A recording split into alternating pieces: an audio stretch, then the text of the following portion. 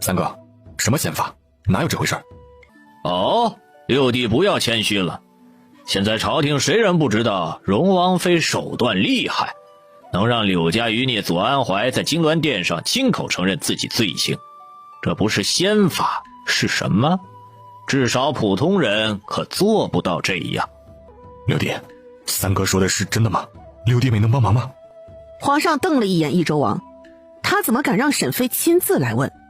毕竟这种事冲着谁来的还不一定呢。皇上觉得大概率是冲着荣王妃来的，毕竟老四媳妇对付她也没啥意义。至于荣王妃，那就不好说了。前段日子宫里清出的眼线不少，说不定就有那些背后之人记恨荣王妃的，所以这次才会趁乱下手。至于为什么要选在皇宫，应该也是有目的的。荣王妃的交际圈太窄，加上怀有身孕，趁着太妃葬礼人多眼杂，动起手来也容易蒙混过关。还有，或许也有人想离间她和荣王府的关系。那些人虽然不知道小福宝的存在，但确实是看到了荣王府对于他江山的助力。荣王府提供了高产的良种，还有盈利的作坊，清扫余孽，解决叛乱。以上种种都和荣王府有着千丝万缕的关系。这些事不是秘密，只要有人用心查，还是能查到的。还有他后宫的那些妃子，手脚也不一定都干净，说不准也有人参与了。皇上想到这里就恼怒不已，他当然不能同意荣王妃亲自审问。荣王妃现在身怀六甲，怎么能让她审问呢？还有，那也不是仙法，就是叫催眠的手法，但也不是百试百灵。只要被审问之人戒备心极强，根本就不能催眠。催眠的事儿，沈妃早就和皇上讲过，所以皇上此时也在极力弱化沈妃的作用，目的就是不想沈妃被人当成活靶子。是啊，三哥，那就是普通的催眠术，现在刑部已经有人学会了，只有那些意志力不坚定的人会被催眠的。这东西讲究个出其不意，你要是不信的话，可以让刑部的人来找你试试啊。益州王也是不敢的，他心里的想法不能被任何人知道，他怎么敢尝试？他狐疑地看着皇上和唐之陵两人，觉得这两人就是在唱双簧，目的就是想治他的罪。既然不是仙法，那就算了，我也就是说说罢了。也是老四倒霉，我看这次的事也是荣王妃连累了老四家的。益州王其实就是想搅和，他可不能看到其他的几个兄弟都和皇上的关系那么好。既然不能挑拨老六和皇上的关系，那就是挑拨他们和老四的，在老四的心里定下一个钉子，他就不信成功不了。楚静怀沉着脸，什么话也没说，眼神意味不明。唐之陵在心里骂了益州王无数遍，但现在无暇搭理这个搅屎棍。他快步走到楚静怀身边，小声道：四哥，你放心吧，我家有生死秘方，百试百灵的，保证你子孙满堂。见他不信的模样，又补充道：真的，你看我的孩子就知道了。楚静怀想到荣王府的双胞胎郡主，两个软软糯糯的小闺女。真的，真的。好，那回去后你把秘方给我。好。楚静怀这才不揪着这件事不放，他也是见好就收，不能逼迫皇上，只能打感情牌。于是也不催促皇上一定要交出凶手了。皇后和益州王妃安抚了邓王妃之后就走了出来，然后外间的皇上等人也都一起离开了。毕竟这事还是个小插曲，安抚了苦主之后，皇上他们还有很多事，于是也都不再停留。楚静怀得到了皇上的恩准，可以留在启祥宫陪着邓王妃。毕竟他妃嫔的宫殿都不在这边，寿康宫这边住的都是老太妃，除了启祥宫之外，就是距离远点的冷宫了。所以留下楚静怀也算是给两个人的恩典。唐之陵走出来之后，就脚步匆匆地去了沈妃待的那间屋子。他之前来的时候，李嬷嬷说沈妃在睡觉，他就没来打扰。现在见到外面没有李嬷嬷守着，他猜测沈妃应该是醒了，于是轻轻地敲了一下门。李嬷嬷打开门，见到是唐之陵，急忙把她请了进去。沈妃已经睡醒了，老实的靠在床上吃东西。哎，这宫里的东西你还敢随便吃？没事，我觉得问题不大。那也不能不注意啊。今天我听到宫人禀报，说是王妃流产了，我还以为你出事了呢。现在事情怎么样了？沈妃想了许久，也没想到会是谁动的手。主要是隐藏的敌人有点多，还有些嫉妒他生活美满的家伙。皇上也没有头绪，我看这事儿啊，8成会不了了之。我觉得这事儿8成是冲着我来的，四嫂是受了我的连累。沈妃，我答应给四哥一个孩子，不知道你答不答应？唐志玲，你什么意思？你想把我的孩子送人？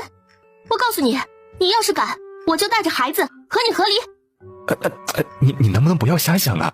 我的孩子怎么可能给四哥？更何况他们王府也有小世子呢。哼，那你说的不清不楚的。我是这样想的，你给四嫂一颗药丸吧，这样她以后就可以有更多的孩子了。唐之玲不太好意思开口，她不清楚沈妃还剩多少药了。其实沈妃也有这个想法。这没问题，走吧，咱们一起去看看四嫂怎么样了。于是唐之玲就扶着沈妃去了邓王妃的休养处。楚清怀两口子也在琢磨着整个事情的来龙去脉。什么？你说小六媳妇儿和你吃了一样的东西？小六媳妇儿没事儿，是不是因为吃的太少了，饭菜都被你给吃了，所以她才没事的？怎么可能？六弟妹吃的比我还多呢。六弟妹很神奇，不知道是什么体质。荣亲王和荣王妃到，请他们进来。很快唐之玲和沈妃就走了进来。沈妃单独见了邓王妃。四嫂，邓王妃心里也有个猜测，所以见到沈妃之后没有往日那样和善。沈妃见到邓王妃生气了也不气馁。四嫂生我气了。邓王妃心想，这还真是个直肠子，一点也不会转弯。生气了呀？哼，我这是受了你的连累。四嫂，很抱歉，我也没想到会有人想害我，我平时很少进宫的。就是我运气不好，也不怨你，就是我自己也不清楚我自己有了身孕，只怕我这辈子只有景儿一个孩。四嫂，不会的，我保证你还会有孩子的。四嫂，这药你吃了，身体就会好。邓王妃见到沈妃那绿色的药丸，双眼瞪大。她从来没见过绿色的药。六弟妹，这是什么？真的能吃吗？你看我也吃了那饭菜，可我的肚子都好好的，都是因为这个药。四嫂，这药十分的珍贵，一般人我是不会给的。好，那我吃了。于是邓王妃拿起药丸直接放到了嘴里。四嫂，这药也有个副作用。沈妃见到邓王妃惊恐的样子，急忙解释：四嫂，你别害怕呀，这药吃了对身体特别的好，不容易生病不说，就是陈年旧伤也能修复了。还有，你以后呢就百毒不侵了。那六弟妹，副作用是什么呀？好处这么多，那副作用是不是更大？四嫂，和那些好处比起来呢，副作用就只有这么一丁点儿。那到底是什么？副作用就是身体太好了，会像我这样一直生孩子。这算什么副作用啊？身体好生孩子又有什么问题？四嫂啊，那药吃了，你以后就是易孕体质了，会生很多的孩子，孩子生多了也不好。沈妃怕邓王妃没有理解自己的意思，她真是这么觉得的。解决办法她还没有想出来，不过等这一胎生完了，她得好好的研究研究。先研究药物，要是药物不好使，那就研究一下小雨伞吧。总之她不要以后一直生了。要是在后世还可以把唐志玲给结扎了，那才是一劳永逸呢。邓王妃见到沈妃没有开玩笑的意思，还一直愁眉苦脸地看着自己，扑哧一声笑了出来。她也感受到了那药的神奇之处，她竟然感到身下不疼了。想到了以后可以百毒不侵，那就能防着王府后院其他嫔妃的暗算了。六弟妹，你多虑了。我们王爷和六弟不同，他的后院不会只有我一人。从前王府后院的侍妾就很多，要不是幽州一战，王府后院的人会更多。现在我们王府遇到些事儿，等缓过这段日子，王爷后院还是会添人的。沈妃一下子就想到了单州王府的困境还真和自家有关，毕竟单州的那批钱税已经进了荣王府。沈妃的脸更红了。邓王妃见沈妃脸红，还以为她生病了。六弟妹，你是不是发烧了？这脸太红了。没有，四嫂你先休息啊，我先回去了。那你回去吧，让六弟多照看一下你。于是沈飞和唐之灵两人就回去了。沈飞能留在启祥宫，但唐之灵还是要过去守灵的，然后他人就走了。就这样，沈飞第二天也是在启祥宫中待着。皇后现在心里感激沈飞，就算有其他嫔妃或是外命妇问起，皇后也都不动声色地给挡了回去。及时到的时候，葛太妃的棺椁被抬走了，去往皇陵。那些大臣的外命妇也不用停留在宫中，于是也纷纷地往宫外走去。沈飞现在大着肚子，自然不能自己走回去。李嬷嬷扶着沈飞走出来后，一个小太监过来禀报：王妃，皇后娘娘安排了轿辇送您出宫。好。于是李嬷嬷就扶着沈飞坐了进去，她则是站在轿子旁边。出去的路上，一些外命妇见到沈飞的轿辇，纷纷避让。萧王妃扶着老王妃一起离开。老王妃身子不适，走得不快。她虽然年纪大了，但没有皇后的恩典，也要和其他人一样。不过她也不是个例，其他国公府或是侯府的老夫人也都是这个待遇。老王妃轻轻地咳嗽一声，这2日都在宫里，让她的身体愈发不好了。太王妃，再坚持一下，很快就到宫门口了。无碍。萧王妃轻轻地给老王妃拍背，她靠近老王妃的时候，也闻到了那股子香气。母亲，你身上确实是有香味儿。方嬷嬷不在，这些下人就连这点小事都做不好，怎么能连我最喜欢的香味都弄错了？真是该罚。方姐姐伤得太重，怕是还要养些日子。走吧，快点出宫。一行人继续往宫门口走去，中间因为他们停留，好些人家都超过了他们。这时候却听到前方砰的一声，轿子翻了！哎呀，糟糕，荣王妃可是在里面呢。哎呀，是啊，那荣王妃可是快生了呀。荣王妃这运气也太倒霉了，好好的轿子怎么会翻呢？这些外命妇议论纷纷。萧王妃和老王妃离得远一些，但是也看到了轿子翻倒在地上的情景，前面一片慌乱。母亲，咱们快过去看看。好，去瞧瞧那丫头是生是死。沈飞本来坐得好好的，突然就感觉轿子晃悠了一下，然后就感觉轿子倾斜了，他立即闪身进了空间。好在轿子是密封的，他突然消失也没引起别人的注意。李嬷嬷受到轿夫牵连也摔倒了。王妃，你没事吧？沈飞没有急于答复李嬷嬷，他想先看看外面是怎么回事。李嬷嬷急忙推开压在腿边的轿杆，慌忙跑到翻倒的轿子前，一把拉开轿帘，然后就看到沈飞好端端地坐在地上。嬷嬷，扶我起来。好。李嬷嬷急忙把沈飞扶起来，内心则是感慨不已。他们家王妃是有大气运在身上的。沈飞被李嬷嬷扶着，好好的站在外面，这让着急忙慌赶过来的外命妇们惊奇不已。他们的目光纷纷看向沈飞的大肚子，见到沈飞一点痛苦之色也没有，心中咋舌。荣王妃，你没事吧？是啊，你这肚子受了刺激，是不是要生了？没有，我还不到日子，生不了。呵呵，那就好，荣王妃的运气还真好啊。萧夫人看到沈飞笑眯眯的样子，就有点生气。虽然不知道是谁出的手，但这沈氏确实邪门，这样都没事，这要是换成旁人，早就流产或者是早产了。咋就没一尸两命呢？急匆匆赶过来的老王妃看到沈飞好好的站在那里，也是心中感慨。她说不清楚是什么心情，但内心并没有太高兴。沈飞无事，那些外命妇寒暄过后，纷纷往宫外走去。毕竟这宫中太邪门了，来一次皇宫，邓王妃流产，荣王妃轿子翻了，这一看就是皇家斗法呀。就是不知道这是谁动的手，他们可不想惹祸上身。沈飞围着轿子走了一圈，然后就看到了抬轿的轿杠处出现了断痕，这一看就是人为的。去把这事禀报给皇后娘娘吧。是。皇后刚回到自己宫里，还没歇上一会儿，就听到沈飞的轿子翻了。于是急匆匆的带人赶了过来。见到沈妃好好的，也是觉得沈妃的运气太好了。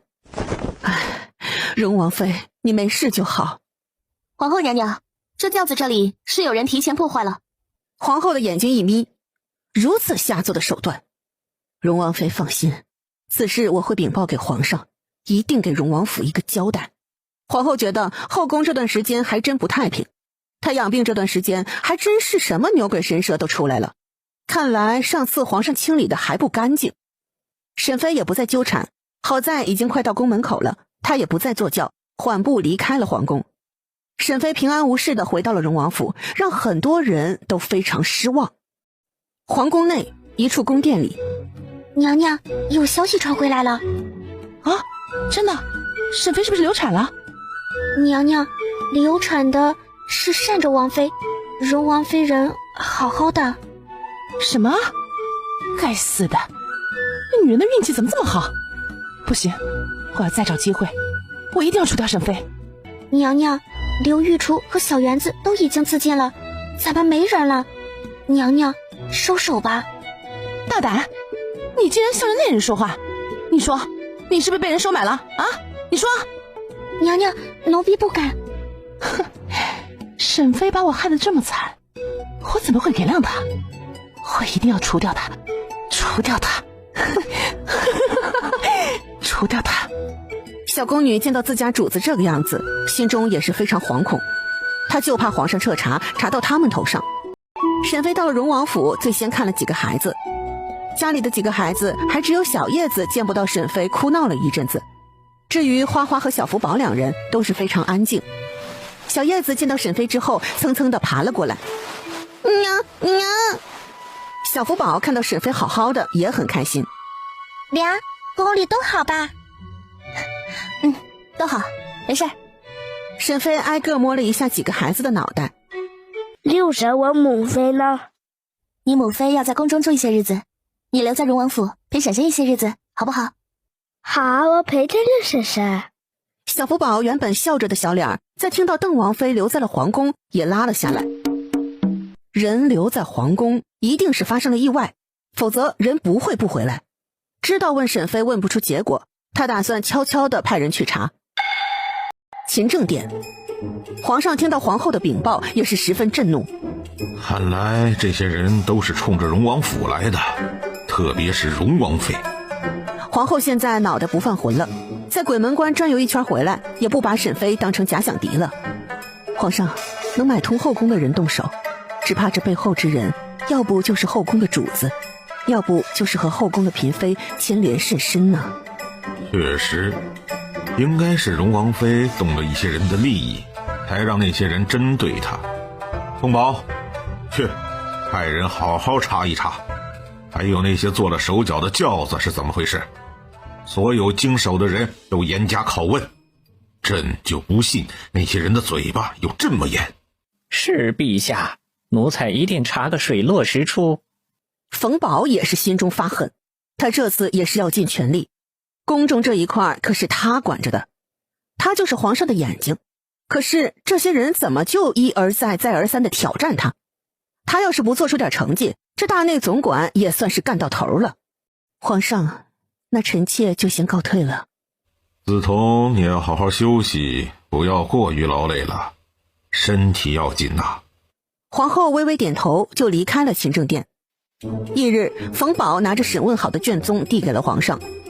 皇上看到了背后之人，皱起眉头。这没有审错？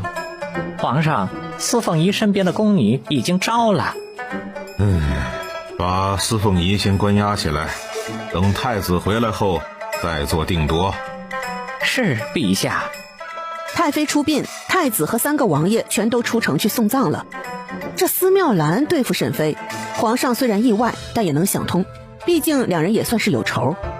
可是在轿子上动手脚的人，是皇上没想到的。走吧，咱们去水云宫，朕亲自问问他。皇上觉得这后宫的女人真的是太难以捉摸，他不记得荣王妃有哪里惹到过他。皇上亲自去了水云宫。皇上突然到访，水云宫的宫人急忙行礼，还有人想进去禀报，就被皇上制止了。他轻轻地摆了摆手，示意工人不要多嘴，然后缓步向主殿走去。李修缘是正二品的妃嫔，也是水云宫的主位。此时李修缘正在逗着四皇子。浩哲，来，继续跟娘读啊。人不学，不知义。人不学，不知义。浩哲，来，再背一遍。人不学，不知义。浩哲啊，以后你父皇来的时候，你背给他听，好不好？父皇。四皇子疑惑，他平时见到皇上的时候不多，有时候10天半个月见不到人，所以对他很陌生。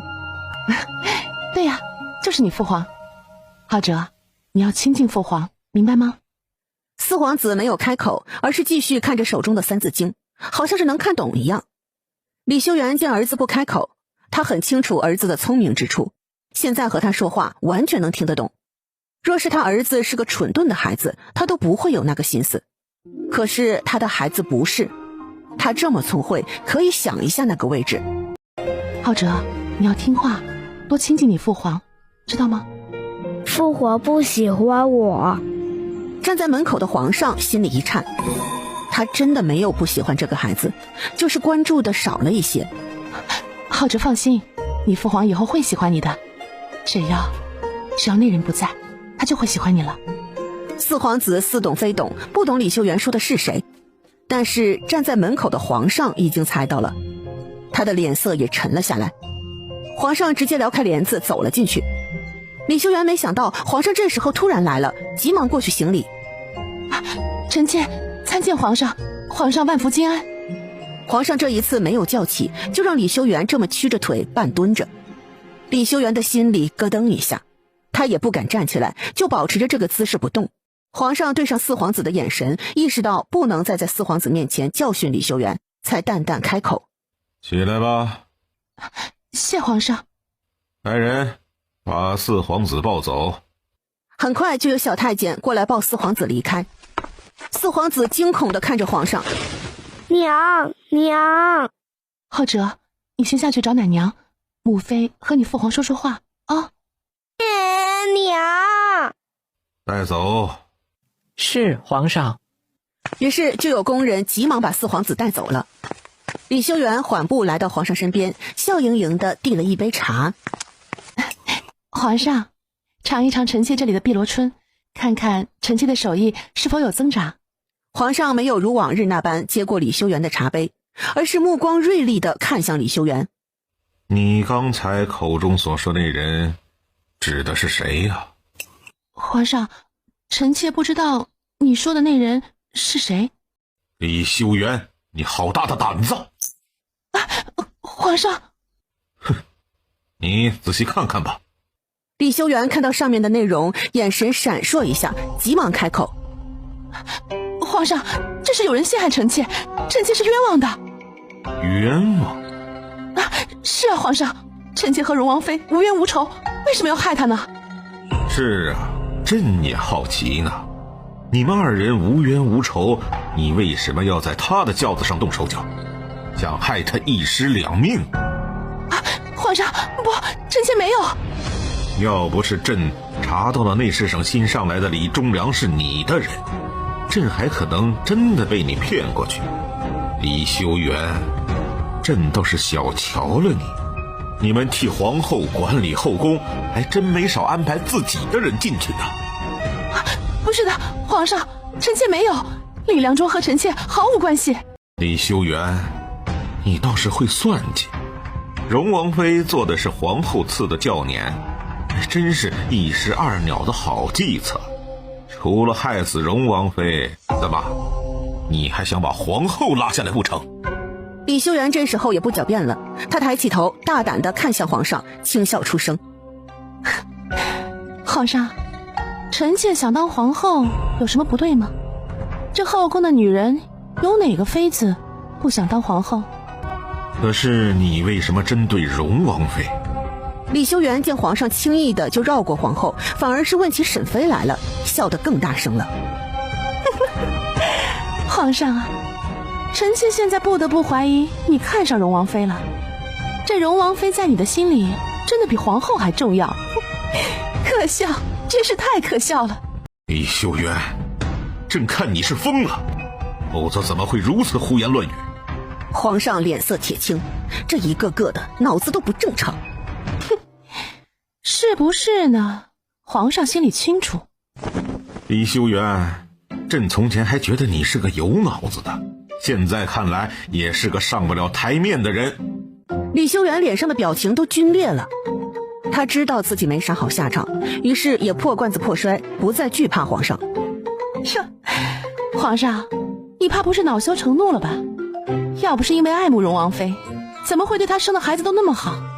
无论是对小福宝还是那2个小郡主，皇上都格外的上心呢。哼，哎呀，可惜呀，可惜，那是你弟弟的女人。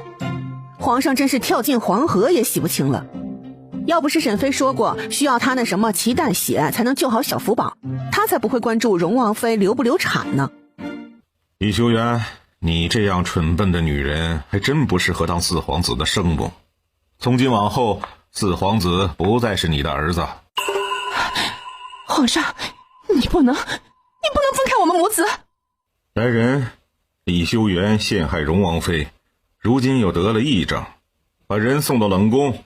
四皇子从今往后交由万贤妃抚养。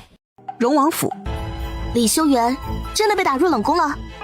是，四皇子已经被万贤妃抚养，李修缘的娘家也因此受到了责罚。打听到李修缘为什么要害我了吗？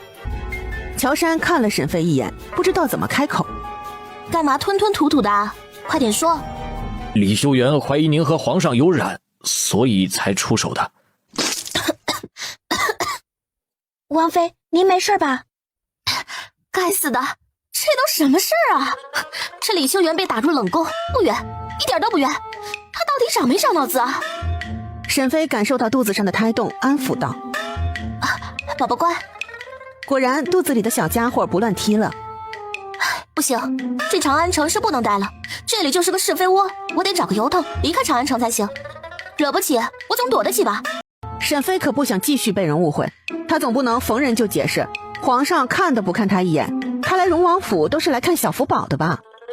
乔杉可不觉得自家王妃能走得了，要想走也得把小福宝留下，或许还能有点机会。可是凭借他对王妃的了解，王妃是不会同意的。无论是王府的世子还是小郡主们，王妃可是不错眼儿的看着。对了，加了那红花的饭菜有结果了吗？王妃，有问题的饭菜是司凤仪做的。司凤仪？王妃，就是司妙兰。哼，是他呀，怪不得。知道背后的人是他之后，沈妃就明白了，他和司妙兰有仇，他想报复自己，这也正常。不过这里面感觉有些奇怪。凤仪是东宫最末等的嫔妃了吧？司妙兰一个小小的凤仪，怎么会有那么大的能量，能把膳食这么精准的送到我的手上？这不容易吧？后宫最是捧高踩低的地方，他不觉得落魄的司妙兰还有那么多人供他差使，毕竟司太傅已经告老还乡了。乔杉，你说司妙兰是不是被人当枪使了？乔杉心中也有疑问，皇上这次动作确实是很迅速，查到的消息也快。王妃放心，属下会继续盯着司凤仪的事。不过若是皇上有意封锁，属下这边或许也弄不到消息。乔杉，这事不着急，倘若司妙兰背后真的有人，早晚会暴露出来，咱们不急，你小心行事。是，属下明白。很快，乔杉和乔宇两人就退了下去。沈妃现在肚子越发大了，坐得久了也是会累的。平时唐之灵就算去上职，但是晚上也会回来。这2天人不在，沈妃还有些不习惯。不过皇陵距离长安城不远，沈妃觉得唐之灵也就3-4天就能回来。可是沈妃不知道，很多事情都有意外。北静王府，王府管家徐安押着一个小丫鬟走进北静王的书房。王爷，就是这丫头在烧衣服。你是哪个房中的丫鬟？还有，这是谁的衣服？奴婢是方嬷嬷手下的人。北静王现在对这老嬷嬷也有意见，但他陪了老王妃多年，北静王就留了他一条命。你为什么要烧衣服？是谁的衣服？小丫鬟咬着嘴唇不敢开口，因为方嬷嬷吩咐了要偷偷行动。说，王爷，这是太王妃的衣服。北静王双眼微眯，他直接来到了那烧了一半的衣服跟前，仔细看了一下样式，确实是他母亲的衣服。他把衣服凑在鼻子前，还能闻到淡淡的香味儿。这衣服怎么了？为了什么要烧了？王爷，奴婢也不知道，是方嬷嬷交代奴婢烧的，还叮嘱奴婢不能被人发现。北静王现在的想法就是有人要害他娘。徐安，把军医找过来。是王爷，我这就去找陆老大夫过来。还有，先把这个小丫鬟押下去，好好的看管起来。是王爷。徐安招了2人，把小丫鬟捂住嘴带了下去，然后又快速去请人了。很快，陆老大夫就走了进来，身后跟着一个16、17岁的小姑娘，帮他背着药箱子。参见王爷。民女陆琼芳参见王爷。陆老大夫不必客气，我有事找你。是，王爷请吩咐。陆老大夫，你看看这衣服上的香味，可有什么特殊之处？是。陆老大夫接过衣裳，最先就是闻到了一股淡淡的香味儿。王爷，这衣服对太王妃的身子无碍，这是香料的味道。这香味真的对身体无碍？陆琼芳见到北静王这么好奇香味儿，也凑近闻了一下。王爷，这是桂花的香味儿，但里面又有淡淡的麝香，桂花香味儿应该是掩盖麝香的味道。可是有什么不妥？不过只有孕妇闻多了才会影响胎儿或者是流产，但是对太王妃的身体确实无碍。太王妃这个年纪了，也不可能有孩子了，这衣服穿多长时间都没问题。陆琼芳表现得太明显，就差明说你老娘这个年纪生不了孩子了，穿多久都没事。陆老大夫瞪了一眼孙女，都是他嘴巴没个把门的，这一看就是王府后宅的手段。王爷，府中女眷众多，麝香确实不适合在府中出现。北静王没有计较陆琼芳隐晦的打趣，他心中只想到了他的女儿此时正怀着身孕。北静王紧紧地攥紧拳头。徐安，太王妃进宫那日是否就穿的这一件衣服？是，奴才隐约记得就是这个颜色。北静王想到单州王妃在宫中流产的事情，心中一紧。单州王妃一直住在荣王府，听说和菲儿处的还不错，想必去了宫中两人也是在一起的。宫中红花之事还没有定论，况且他听说单州王妃并不知道自己有身孕，流产也是意外。母亲穿着这件衣服为了谁？这答案显而易见。北静王心中冰凉。行了，你们下去吧。记住，今日的事儿都烂在肚子里。民女明白。王爷。